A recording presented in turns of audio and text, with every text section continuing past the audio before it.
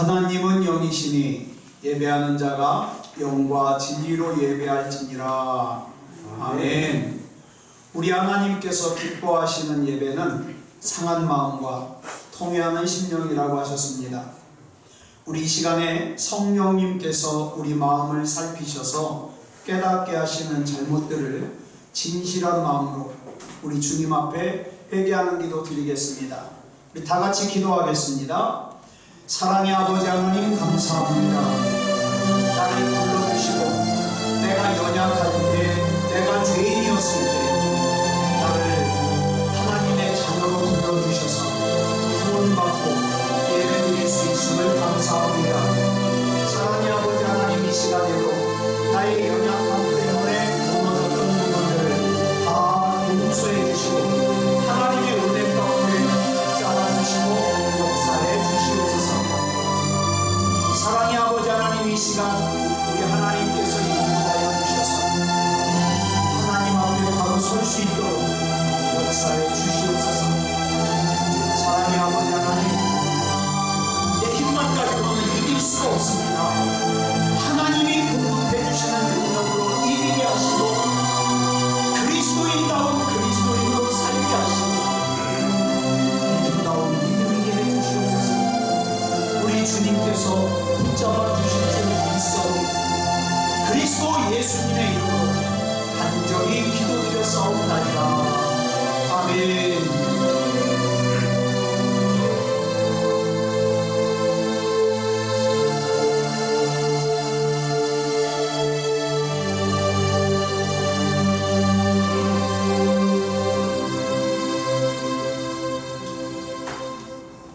우리가 우리 죄를 고백하면 신실하고 의로우신 하나님은 모든 죄를 용서하시고 모든 죄악에서 우리를 깨끗하게 하실 것입니다. 아멘.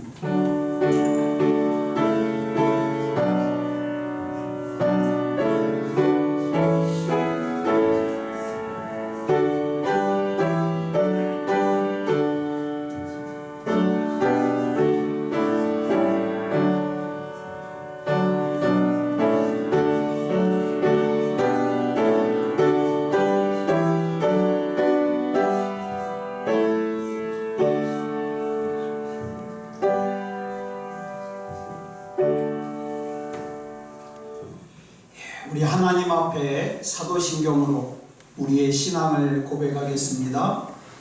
나는 전능하신 아버지 하나님 천지의 창조주를 믿습니다. 나는 그의 유일하신 아들 우리 주 예수 그리스도를 믿습니다. 그는 성령으로 잉태되어 동정녀 마리아에게서 나시고 본디오 빌라도에게 고난을 받아 십자가에 못 박혀 죽으시고 장사되지 사흘 만에 죽은 자 가운데서 다시 살아나셨으며 하늘에 오르시어 전능하신 아버지 하나님 우편에 앉아 계시다가 거기로부터 살아있는 자와 죽은 자를 심판하러 오십니다. 나는 성령을 믿으며 거룩한 공교회와 성도의 교제와 죄를 용서받는 것과 몸의 부활과 영생을 믿습니다. 아멘. 네, 우리 찬송가 325장 찬송하겠습니다.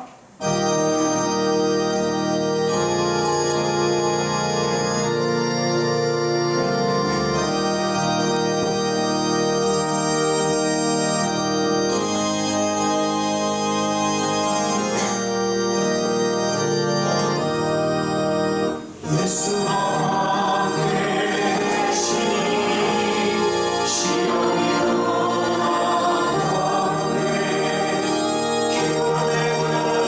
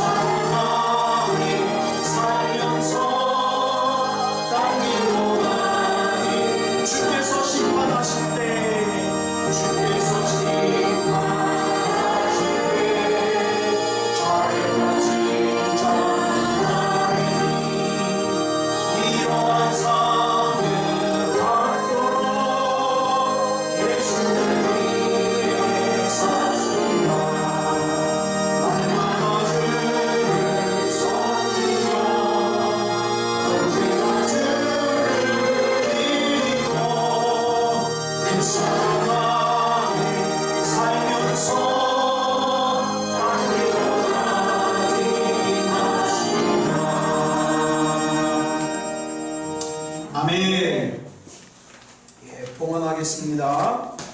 11조 전병훈 집사님, 곽경희 권사님 네 분, 곽경순 집사님, 김이삭 형제님, 전지혜 자매님, 전영규 형제님 드렸습니다. 건축원금 전병훈 집사님, 곽경희 권사님 네 분, 곽경순 집사님, 김이삭 형제님 드렸습니다. 선경금 전병훈 집사님, 곽경희 권사님 네 분, 곽경순 집사님 드렸습니다. 감사예물 정기성 목사님 드리셨고요. 전병훈 집사님, 곽경희 권사님 네 분 드리셨고요. 곽경순 집사님 드리셨고요. 우리 정효성 형제 감사예물 드렸습니다. 또 무명으로 감사예물 드렸고요. 그 외에 구역헌금 또 주정헌금 드렸습니다. 기도하겠습니다. 사랑의 아버지 하나님, 감사합니다. 하나님의 은혜 가운데 하나님께서 지켜주셔서 이렇게 하나님을 예배할 수 있음을 감사합니다. 예수님만이 우리의 구원이라는 사실 분명하게 알게 하시고 믿게 하시고 믿음다운 믿음으로 살게 해 주시옵소서. 특별히 생일을 맞아 하나님 앞에 예물 드린 아들을 붙잡아 주셔서 그 안에 하나님이 주시는 귀한 믿음이 자리 잡게 하시고 그 인생을 하나님께서 귀하게 사용해 주시옵소서. 또한 중요한 시험을 치르는 우리 하나님의 딸이 있습니다. 지혜와 명철을 주셔서 힘든 과정이지만 잘 이겨낼 수 있게 하시고 좋은 결과 가져올 수 있도록 복 주시옵소서. 사람들이 많이 힘들어하고 또 피곤해합니다. 하나님이 주시는 힘으로 넉넉하게 이길 수 있게 하여 주시고 어떤 두려움도 어떤 염려도 우리를 삼키지 못하도록 하나님께서 지켜주시옵소서. 바쳐진 예물이 하나님 영광 위하여 쓰고도 남도록 복 주시고 우리 사랑하는 성도들 죄악이 가득한 세상에서 하나님의 자녀로 믿음다운 믿음으로 지켜주시옵소서. 우리 하나님께서 항상 붙잡아 주시고 인도해 주실 줄 믿사오니 그리스도 예수님의 이름으로 감사하며 기도드렸사옵나이다. 아멘. 광고 말씀드리겠습니다. 이번 주 기도의 제목은 믿음다운 믿음을 주시옵소서입니다. 위에서 기도 많이 해주시고 우리 믿음을 자꾸 좀 돌아봤으면 좋겠습니다. 정말 하나님이 인정하시는 믿음인가? 구원받을 수 있는 믿음인가? 이렇게 자꾸 돌아봤으면 좋겠습니다. 아마 들어오시다가 DVD가 이렇게 쌓여있는 거 보셨을 겁니다. 우리 예성의 역사를 영상으로 총회해서 만들었습니다. 그거 가지고 가셔서 컴퓨터 DVD에다 넣으면 영상으로 보실 수 있습니다. 하나씩 가지고 가시면 되겠습니다. 우리 생일 맞는 교우 있습니다. 24일 오늘입니다. 우리 김유경 자매 생일이고요. 26일 화요일은 남명호 집사님 생일이십니다. 지금 유경 자매랑 우리 수정 자매, 최수정 자매가 상당히 힘들어요. 자꾸 연락 오는데 예배를 장시간 못 드리니까 본인도 굉장히 힘들어해요. 근데 저는 목사로서 오지 말라고 하는 제 마음이 참 편치 않아요. 오늘도 우리 유경자매한테 제가 문자를 보냈거든요. 참 어려울 때 엄마 되려고 고생이 많다. 그렇지만 지금 우리가 좀 더 조심해야 될 것이 이번에 이태원발로 시작된 코로나가 유럽형입니다. 이 유럽형이 무서운 이유가 어린이 괴질로 이어질 수 있기 때문에 우리 특히 아이들 조심해야 돼요. 그래서 지금 임산부, 그 다음에 막 아이가 태어났고 우리 김혜선 권사님 손주 또 태어났잖아요. 이제 아기가 둘이에요. 우리 기도 많이 해줘야 됩니다. 태명이 축복인데 많이 기도해 줘야 돼요. 이영옥 집사님 손주 또 승아가 건강하게 자랄 수 있도록 기도해 줘야 돼요.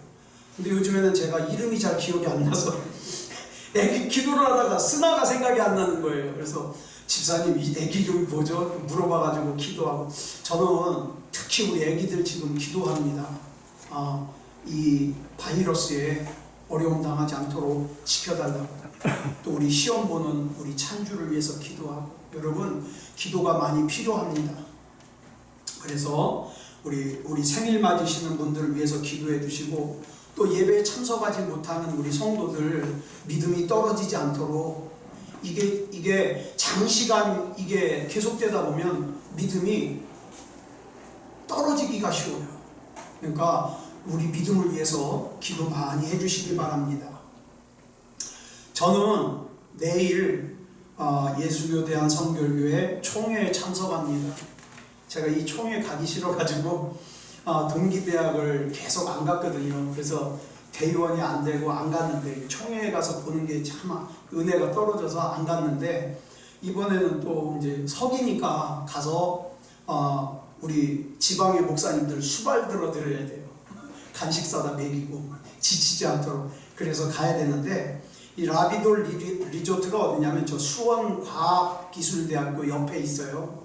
거기 이제 강당을 빌려가지고 총회를 하는데, 여러분들이 기도해 주실 것은 참 조심스러운 게, 그 모임 가운데 확진자가 한 명이라도 나오면 예수교대한 성결교회 교회가 올 수도 없대요. 다 자가격리 들어가야 되니까. 그러니까 이번에 체온도 재고 이걸 철저하게 하지만, 여러분 기도가 많이 필요합니다. 위해서 기도 많이 해주시기 바랍니다. 우리 이영옥 집사님이 지난 18일 날 이사하셨습니다. 저 달동네에서 내려오셨어요. 그래서 30일 날 다음 주 돌아오는 토요일 날 1시에 이사 예배를 드립니다. 이렇게 또 좋은 소식 들려주셔서 감사합니다. 두 분이 참 알뜰해가지고 이렇게 많이 빚지지 않고 이렇게 집을 장막을 장만해가지고 또 이사 예배 드릴 때 저도 참 축하하고 감사하는 마음으로 이렇게 예배를 드릴 수 있을 것 같습니다. 기도해 주시고요. 다시 한번 광고 이제 좀 부탁을 드리는데, 이 코로나19 바이러스 때문에 우리 믿음이 주저앉지 않도록 기도 많이 해주시기 바랍니다. 자, 우리 시간 예배를 대표해서 김혜선 권사님 나오셔서 기도 인도해 주시겠습니다. 우리 다 같이 기도하겠습니다.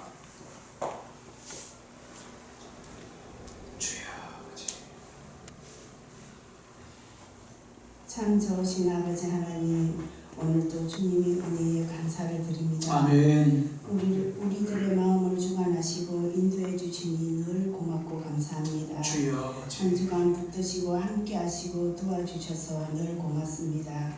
사랑이 많으신 아버지, 우리는 약하여서 늘 넘어지고 깨어질 때가 많습니다. 아버지요. 그러나 전능하신 아버지께서 세워주시고 주여. 인도해 주셔서 여기까지 왔습니다. 주님. 참 고맙습니다. 감사합니다.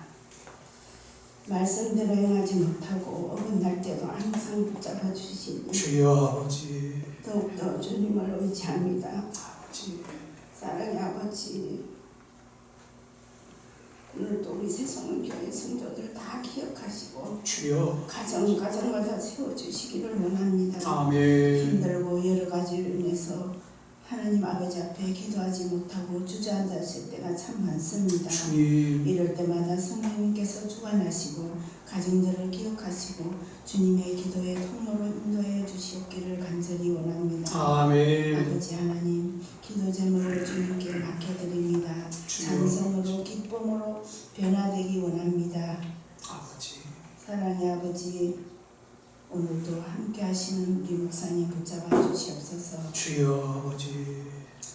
여러 가지로 인하여 하나님 어려운 가운데 계십니다. 아버지. 힘을 주시고 능력으로 세워주시옵소서. 주님. 말씀 선포하실 때 전하여지는 하나님의 말씀이 우리 가운데 임하게 도와주시옵소서. 아멘.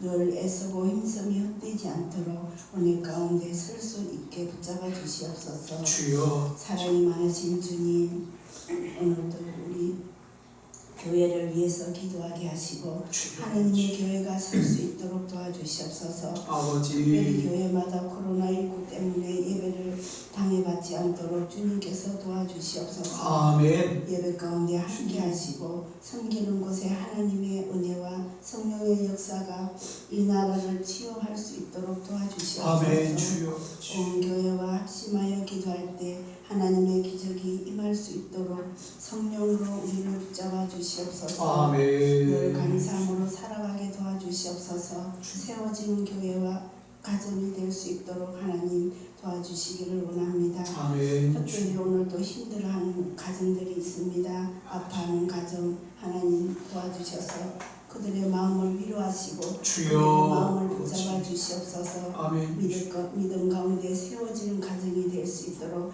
주님께서 붙잡아 주시옵소서. 주여 힘들 아버지 때마다 주님을 의지하고 주님을 바라볼 수 있는 가정이 되기 원합니다. 주여. 하나님 그 가정에 하나님이 치료하시고 그 가정에 힘을 주시고 그 가정을 도와주시고 붙잡아 주시기를 원합니다. 아멘. 아버지 늘 깨어나 기도하는 우리들이 되게 도와주시옵소서. 아버지 하나님 참으로 감사합니다. 고맙습니다. 예수님의 이름으로 기도드렸습니다. 아멘.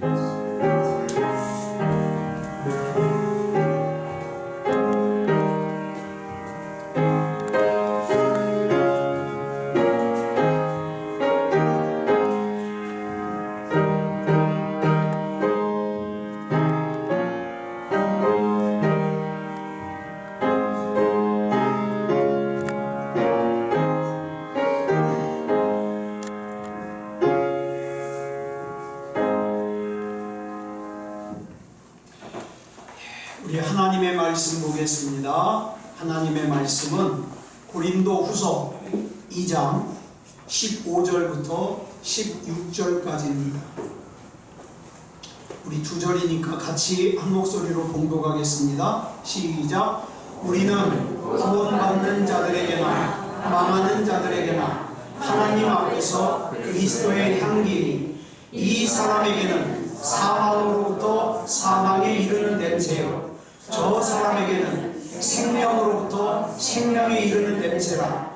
누가 이 일을 감당하리요. 아멘. 잠깐 성가대. 예, 성가대 찬양 읽겠습니다.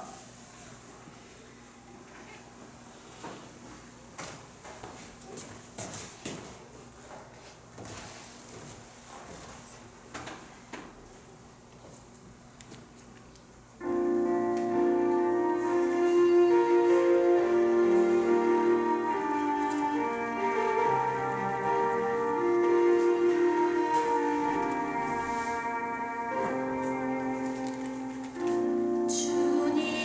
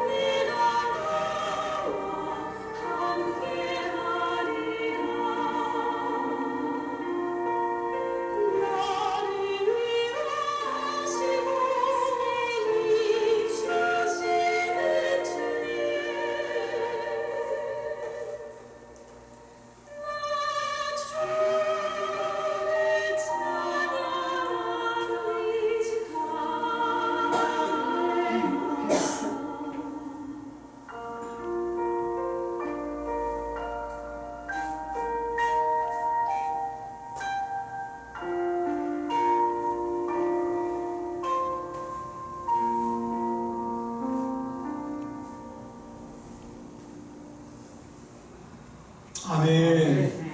기도하겠습니다. 사랑의 아버지 하나님, 나의 힘이 되어 주시고 나의 피할 바위가 되어 주시고 요새가 되어 주시니 감사합니다. 그저 생각으로만 그렇게 생각하는 것이 아니라 내 삶 가운데 삶으로 이 믿음을 고백하게 해 주시옵소서. 이 시간 우리가 복음에 대해서 나눕니다. 너무나도 중요한 이 복음, 우리가 바르게 알게 하시고 또 바르게 믿게 하여 주셔서 우리 신앙생활이 헛되지 않도록 하나님 지켜 인도해 주시옵소서. 모든 것을 우리 주님 앞에 맡겨드리오며 그리스도 예수님의 이름으로 감사하며 기도드렸사옵나이다. 아멘. 예, 우리 같이 인사 나누겠습니다. 일주일 동안 수고하셨습니다. 은혜 받고 들어갑시다. 예, 이 시간에는 고린도후서 2장 15절부터 16절까지 읽었습니다. 복음 세 번째 시간입니다. 베드로전서 1장 9절을 보면 믿음의 결국, 즉 우리 믿음의 최종적인 목적이 뭐냐? 영혼이 구원받는 거라고 말씀하고 있습니다. 마찬가지로 복음의 최종적인 목적 역시 우리가 구원받는 겁니다. 구원받아요. 그렇다면 구원이 이렇게 중요한데, 우리 영혼이 구원받는 게 이렇게 중요한데 왜 사람들은 이 중요한 영혼 구원의 약속에 감동을 느끼지 못하는 걸까요? 몇 가지 이유를 좀 생각해 보겠습니다. 첫 번째 이유는 자기 자신의 상태가 비참하다는 사실을 알지 못하기 때문에 그래요. 자기가 죄인이라는 끔찍한 실체를, 그리고 요한계시록에 나오는 그 사대교회를 향해서 예수님이 하신 말씀 있죠. 네가 곤고한 것과 가련한 것과 가난한 것과 눈먼 것과 벌거벗은 것을 알지 못하는가. 그러니까 내 영혼을 구원해 주신다는 그 하나님의 약속에 감동을 못 느끼는 거예요. 그 다음 두 번째 이유는 뭐냐면, 내가 이렇게 죄인의 상태로 그대로 있다가 가게 될 지옥이 얼마나 무서운 곳인지, 얼마나 참혹한 곳인지, 또 그 죄에 대한 하나님의 진노가 얼마나 큰지를 알지 못하니까 영혼 구원의 약속에 감동을 못 느끼는 거예요. 그 다음 세 번째 이유는, 그런 나를 위해서, 나를 구원하시기 위해서 예수님께서 대가를 지불하셨는데 그 대가가 얼마나 큰지 이걸 모르니까 영혼 구원의 약속에 감동을 느끼지 못하는 거예요. 여러분 한번 생각해 보세요. 여러분이 내가 쓰고 싶은 거 안 쓰고, 그 다음에 먹고 싶은 거 안 먹고 아껴가지고 내 가족에게 옷을 한 벌 사줬어요. 근데 그 가족이 그 옷을 갖다가 한두 번 입고는 마음에 안 든다고 분리수거함에다 버려버렸어요. 그러면 마음이 어떻겠어요? 속상하죠. 그죠?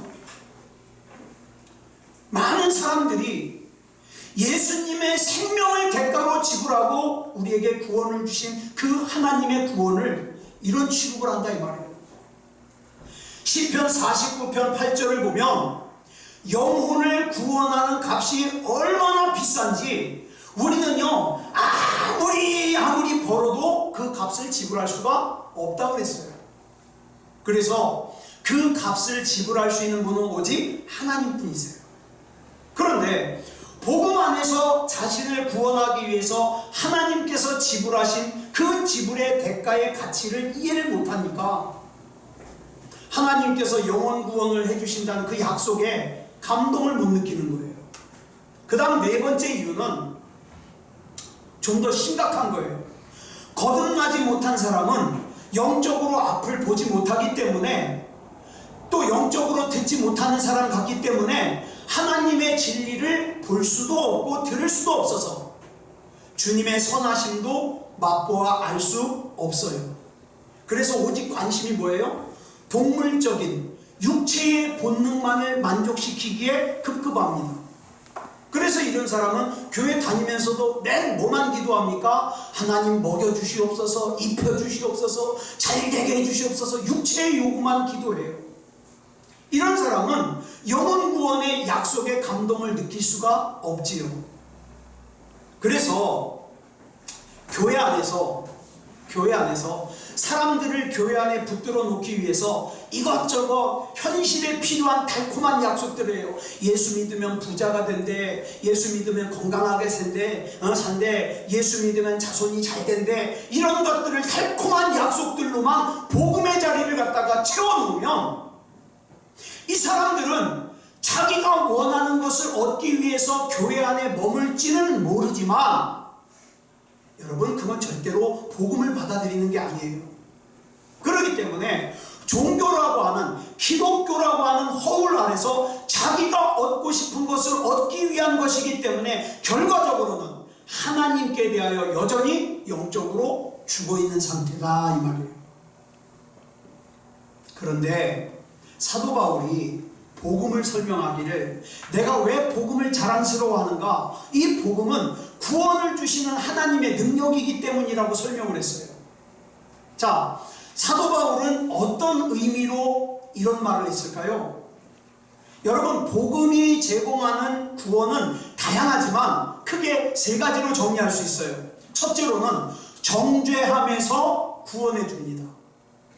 나를 죄인으로 단정짓는 것에서 구원해 준다는 말이죠. 둘째로는 죄의 권세에서 나를 구원해 줍니다. 세 번째로는 죄의 부패한 영향력으로부터 나를 지켜줍니다. 비슷한 말 같죠, 다. 그런데 이게 이 세 가지가 시간적으로 과거, 현재, 미래예요. 그래서 그리스도인이 정죄함 받는 것에서 구원받는 것은 과거예요. 내가 과거에 지은 죄로부터 내가 구원받는 거예요. 그 다음에 그리스도인이 죄의 권세에서, 지금도 내 주변에는 죄의 권세가 가득해요. 그 죄의 권세로부터 나를 구원해 주시는 것은 현재의 일이에요. 현재의 일. 아까 우리 권사님 기도하실 때에 우리 마음을 지키지 못해서 하나님 앞에 죄 짓잖아요. 이런 거 현재의 일이에요. 그 다음에 우리가 앞으로 살아가면서 부패한 죄의 영향력을 받을 수밖에 없어요. 이건 미래예요. 여기로부터 우리 하나님이 구원해 주신다는 거예요. 그런데 이 구원의 영광에 이르기 위해서는 암호가 필요해요. 여러분, 암호 모르면 못 들어가요. 우리 집에 자동 도어락을 보면은 번호를 눌러야 되잖아요. 또는 지문을 인식해야 되잖아요. 암호가 필요한데, 우리가 하나님의 구원의 영광에 이르는 암호가 뭐냐? 나는 예수 그리스도를 나의 구주로 믿습니다. 이 고백이에요. 이게 암호예요. 요한복음 1장 12절을 보면 예수 이름을 믿는 사람은 예수님을 구주로 맞아들인 사람이라고 했어요. 그리고 예수님을 구주로 맞아들이는 사람은 구원을 받아서 하나님의 자녀가 되는 권세가 그 사람에게 주어진다고 그랬어요. 이걸 또 사도 바울은 갈라디아서 2장 16절에서 이렇게 설명하고 있습니다. 같이 읽겠습니다. 시작. 사람이 의롭게 되는 것은 율법의 행위로 말미암음이 아니요 오직 예수 그리스도를 믿음으로 말미암는 줄 알므로 우리도 그리스도 예수를 믿나니 이는 우리가 율법의 행위로서가 아니고 그리스도를 믿음으로써 의롭다함을 얻으려 함이라.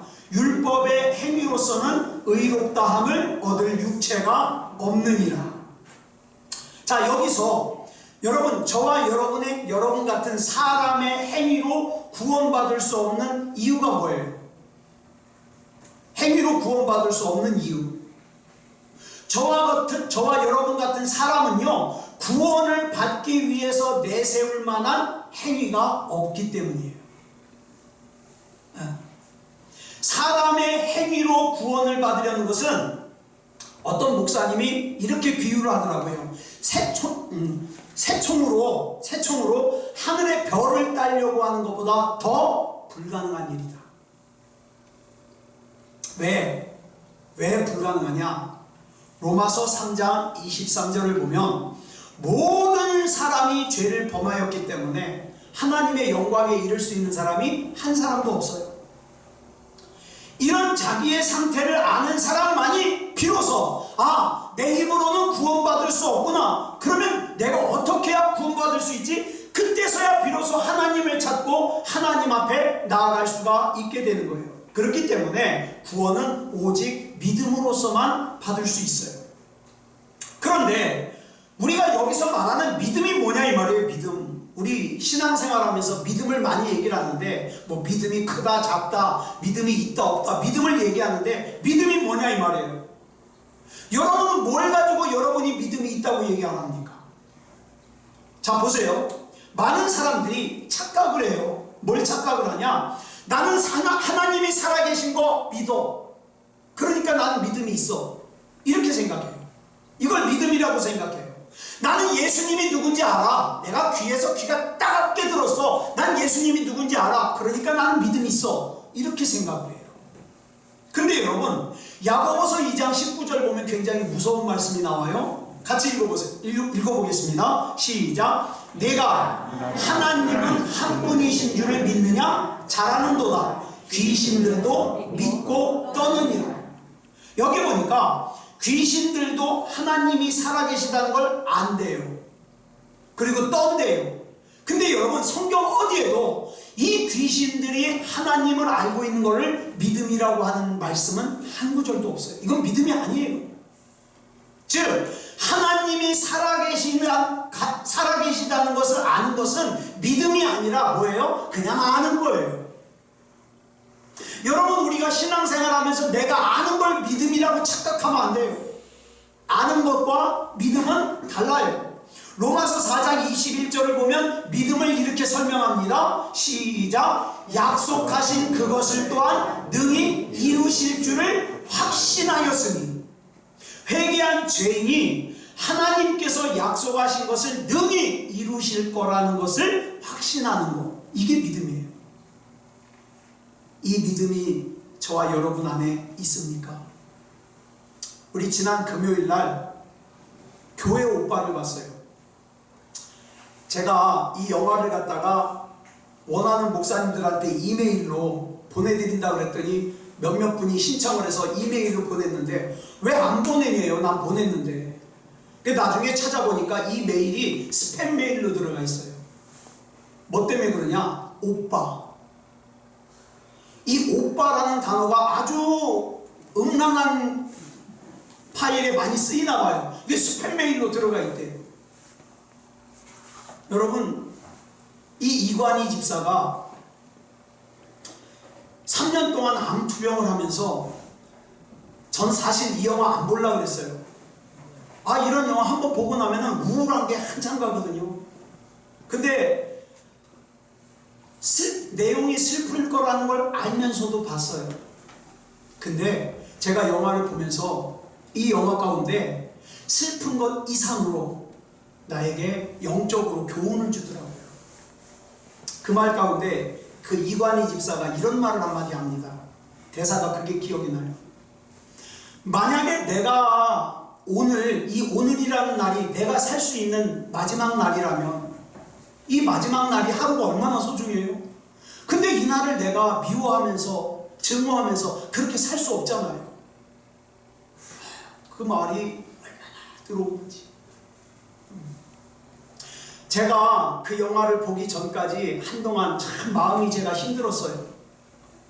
그랬는데 마음이 힘들어서 막 투덜거리고 푸념하고 하나님 앞에 기도하면서도 막 투덜거리고 그랬는데 그 영화를 보면서 제가 혼자 막 눈물이 줄줄 나는데 하나님 죄송해요.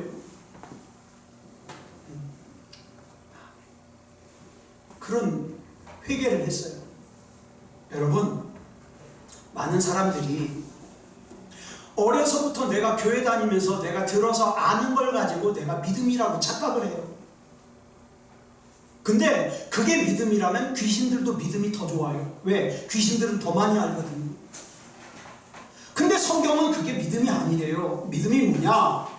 하나님께서 나에게 약속하신 것을 분명히 100% 확실하게 이루실 것을 내가 믿는 것. 이게 믿음이라는 거예요. 이 믿음이 저와 여러분에게 있느냐 이 말입니다. 그렇다면 그러면 여기 또 하나 민감한 질문을 하나 해야 돼요. 우리가 가진 믿음이 하나님이 인정하시는 구원받을 수 있는 믿음이라는 증거가 뭡니까? 내가 가진 믿음이 천국 갈 수 있는 믿음이라는 증거. 야고보서 2장 18절을 보면 사도 야고보가 그 답을 이렇게 얘기를 합니다. 시작. 어떤 사람은 말하기를 너는 믿음이 있고 나는 행함이 있으니 행함이 없는 내 믿음을 내게 보이라. 나는 행함으로 내 믿음을 내게 보이리라 하리라. 어떤 사람은 야고보서의 이 말씀을 보면서 야고보가 행위로 구원을 받는 것을 얘기한다, 강조한다 이렇게 생각하는데 아니요, 그건 오해하는 거예요. 착각이에요. 야고보는 지금 행위로 구원을 받는 것을 강조하는 게 아니라, 잘 들으세요, 참된 구원의 결과에는 반드시 참된 행위가 따른다 이 말이에요. 다시 말해서 구원받을 수 있는 믿음을 가진 사람은 그 사람의 행위가, 그 사람의 삶이 구원받은 사람다운 열매를 맺는다 이 말입니다. 이런 말은 야고보만 이런 말 한 게 아니에요. 세례 요한이요, 마태복음 3장 8절에서 이런 얘기를 해요. 시작. 그러므로 회개에 합당한 열매를 맺고 그랬어요. 예수님께서도 말씀하셔요. 마태복음 7장 21절 시작. 나더러 주여 주여 하는 자마다 다 천국에 들어갈 것이 아니요 다만 하늘에 계신 내 아버지의 뜻대로 행하는 자라야 들어가리라. 사도 바울이요 고린도후서 13장 5절에서 이런 얘기를 해요. 그리스도를 믿는다고 고백하는 사람들에게 네 자신을 시험해라. 뭘 시험하냐? 내가 믿음 가운데 서 있는가 시험하라 이 말이에요. 그럼 그 뭘 시험하는가? 삶의 열매를 돌아보라 이 말이에요. 그러면 우린 여기서 우리 자신에게 이런 질문을 한번 해봐야 됩니다. 나는 멀리 내다볼 것 없어요. 지난 일주일 동안의 내 삶의 열매로 보았을 때 내가 가진 믿음은 구원받을 수 있는 믿음이 확실한가? 한번 돌아보시기 바랍니다. 디도서 1장 16절에 보니까 아주 무서운 말씀이 기록되어 있어요. 뭐라고 되어 있냐? 내가 말로 하나님을 믿는데요, 내가 말로 하나님을 안대요, 그러면서 행위로는 구원받은 사람다운 행위를 안 해요. 행위로는 예수 안 믿는 사람답게 행동을 해요. 그러면 이런 사람들은 뭐라고 그랬냐면 행동으로 하나님을 부정하는 사람이래요. 그리고 이걸 한 단어로 뭐라 하냐? 가증한 자 이렇게 얘기해요. 교회는 열심히 다녀요. 사람들에게 나는 예수 믿는다고 얘기를 해요. 근데 삶을 보면, 행동을 보면 전혀 예수 안 믿는 사람 같이 살아. 그러면 뭐예요? 행동으로 예수님을 거부하는 사람이에요. 부정하는 사람이에요. 가증한 사람이에요. 그러면 이 말씀들의 공통점을 정리하면 우리에게 구원받을 만한 믿음이 있다면 그 신앙 고백을 뭘로 해야 된다? 내 삶으로 해야 된다. 우리가 가끔 이런 문제를 제시하잖아요. 예수 믿는데요, 근데 그 사람의 행동을 보면 전혀 예수 믿는 사람 같지가 않아요. 말도 함부로 해요, 행동도 함부로 해요. 전혀 예수 안 믿는 사람 같아요. 그러면 우리는 참 그 부분에 있어서 조심해야 되는 것이 뭐라고 그랬어요? 행동으로 하나님을 부정하는 사람이에요. 가증한 사람이에요. 그렇기 때문에 자 보세요. 저와 여러분은 다른 사람을 판단할 자격이 없어요. 저와 여러분에게는. 그렇지만 다른 누군가의 행동을 보잖아요. 행동을 보면 뭐나 알 수 있어요? 이 사람이 구원받을 만한 믿음을 가진 사람인가 아닌가 알 수 있어요. 그죠? 우린 여기서 중요한 한 가지를 정리하고 넘어가려고 그래요. 예수 그리스도의 복음은 한쪽으로는 용서와 생명이 있지만 또 다른 한쪽으로는 정죄와 죽음이 새겨져 있는 동전과 같아요. 양면이. 그래서 예수님이, 여러분 성경에 보면 예수님이 모든 사람을 구원한다고 그러지 않았어요. 누구를 구원해요? 모든 믿는 사람을 구원해요. 모든 믿는 사람을. 그러므로 믿지 않는 사람에게 있어서의 예수 그리스도의 복음은 죄송합니다만 사형선고예요. 사형선고. 이걸 요한복음 3장 18절을 보니까 예수님이 이렇게 말씀하셔요. 시작. 그를 믿는 자는 심판을 받지 아니하는 것이요 믿지 아니하는 자는 하나님의 독생자의 이름을 믿지 아니함으로 벌써 심판을 받은 것입니다.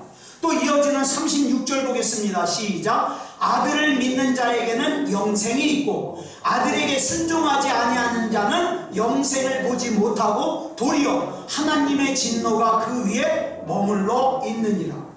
또 로마서 1장 18절을 보니까 예수님을 믿지 않는 세상이 복음을 미워하고 자기 있는 힘껏 다해서 진리를 가로막기 위해서 불경건하게 살고 불의하게 사는데, 이게 뭐냐? 이런 사람, 이런 세상에게 하늘로부터 하나님의 진노가 나타난다 그랬어요. 그래서 여러분, 예수 안 믿는 비그리스도인들이 복음의 메시지를 듣기를 불편해하는 거, 그 이상하게 생각하지 마세요. 정상이에요. 예수 안 믿는 사람이 예배 드리기 싫은 거 정상이에요. 정상이에요. 저는 오히려 뭐가 이상한지 아세요? 여러분들이 길을 쓰고 예배 드리는 게 이상해요. 그게 하나님의 은혜가 아니면 그렇게 되지 못한다 이 말이에요. 자, 그래서 비그리스도인, 예수님을 구주로 영접하지 못한 사람들은 하나님의 메시지를 듣기를 거부하고 그 다음에 예배 드리는 것을 싫어하고 힘들어하고 당연한 거예요. 그래서 열왕기상 18장 17절을 보니까 복음을 전하는 엘리야를 아합 왕이 뭐라고 얘기를 했냐? 이스라엘을 괴롭게 하는 자예요. 사도행전 17장 6절을 보니까 복음을 전하는 사도들을, 그리스도인들을 천하를 어지럽게 하는 사람이래요. 고린도후서 2장 15절로 16절을 보니까 믿는 사람에게는 복음이 향기지만 안 믿는 사람에게는 뭐라고 그랬어요? 사망에 이르는 냄새라고 그랬어요. 사망에 이르는 냄새. 그렇다면 여기서 우리 또 하나 질문을 해봐야 돼요. 여러분들은 복음과 어떤 관계입니까? 예를 들어서 복음이 여러분들을 괴롭게 하고 있다면, 복음이 여러분들을 귀찮게 하고 있다면, 복음이 여러분들에게 사망에 이르는 냄새가 되게 한다면 죄송합니다. 구원 못 받은 사람이에요. 그리고 여러분들이 그 복음에 어떻게 반응하고 있냐 이 말이에요. 복음의 핵심이 뭐예요? 예수 그리스도의 죽음이에요. 예수 그리스도께서 내 죄 때문에 죽으셨어요.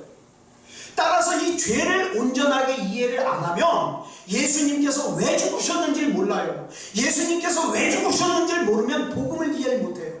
그러면 교회 다니면서도 재미가 없는 거예요. 지겨운 거예요. 그럼 내 옆에 있는 사람들이 보면서 뭐라 그래요? 아, 예수 믿는 사람이 왜 저래? 복음과 관계가 없어서 그래요. 저 이제까지 전도사 생활, 목사 생활 하면서 그런 질문 많이 받아봤어요. 자기 가까운 사람이 신앙생활 한대요. 교회를 다닌대요. 근데 행동을 보면 예수 안 믿는 사람 같아요. 왜 그런데요? 물어봐요. 저는 이렇게 대답해요. 그 사람은 복음과 상관이 없어서 그래요. 간단해요. 복음의 핵심은 예수 그리스도의 죽음인데, 그 예수 그리스도의 죽음은 내 죄 때문인데, 내 죄가 뭔지를 모르니까 예수 그리스도가 왜 죽었는지도 모르는 거예요. 그래서 사도 바울이, 자, 우리 얼마 전까지 수요일 날 공부했잖아요. 로마에 있는 그리스도인들에게 편지를 썼어요. 그 편지가 뭐라고요? 로마서예요. 근데 이 로마서 전체 16장 가운데 앞에 1장, 2장, 3장에서 바울이 자기가 가지고 있는 모든 지혜와 지능과 그 다음에 성령의 감동하심을 다 동원해가지고 뭘 설명하냐? 죄가 뭐냐를 설명해요. 그래서 로마서 1장, 2장, 3장을 알면 죄를 알아요. 죄를. 그러면 왜 죄를 이렇게 바울이 정성스럽게 설명을 하고 있는가? 예를 들어 볼까요? 제가 위암에 걸려 있어요. 제가 위암 환자인데 문제는 제가 위암에 걸린 걸 몰라요. 제가 위암은 걸렸는데 소화가 안 돼. 그러니까 맨날 소화제만 막 한 주먹씩 먹고 콜라만 막 먹어요. 왜 이렇게 소화가 안 되지? 그런데 이영욱 집사님이 어느 날 목사님 소화 안 된다면서요? 이 약이요 위암에 좋은 약이래요. 그러면서 위암약을 갖고 왔어요. 그럼 제가 뭐라 그럴까요? 집사님 나 위암 환자도 아닌데 내가 위암 걸리기를 원하나 봐? 그러면서 기분 나빠할 거예요. 그죠? 소화제를 줘야지 왜 위암약을 갖고 오냐고. 근데 제가 병원에 가서 저 왜 이렇게 소화가 안 된대요. 그랬더니 의사가 쫙 진찰해보고 막 CT를 찍고 그러더니 죄송합니다. 위암인데요. 그 다음부터는요 위암에 좋은 약을 갖다 주면요 얼마나 감사한지. 그죠? 왜? 뭐 때문에? 내가 위암 환자라는 걸 알았잖아요. 무슨 얘기냐? 자기가 죄인이라는 사실을 깨달은 사람만이 예수 그리스도께서 절대적으로 나에게 필요하다는 걸 알아요. 여러분 이관희 교회 오빠 보신 분 아시겠지만 그 이관희 집사님이 이제 막 항암 치료가 듣질 않아요. 그래가지고 이제 말라가면서 이제 죽어가는데 웬만한 사람 같으면 막 원망하고 투정하고 막 그럴 법도 한데 하는 말이 뭔지 아세요? 계속 나 자꾸 내 죄가 생각난다는 거예요. 나 죄 용서받아야 된다는 거예요. 그 양반이 우리보다 특별히 죄를 많이 지었겠죠? 아니요. 자기가 죄인이라는 사실을 깨달은 사람만이 나에게 예수 그리스도가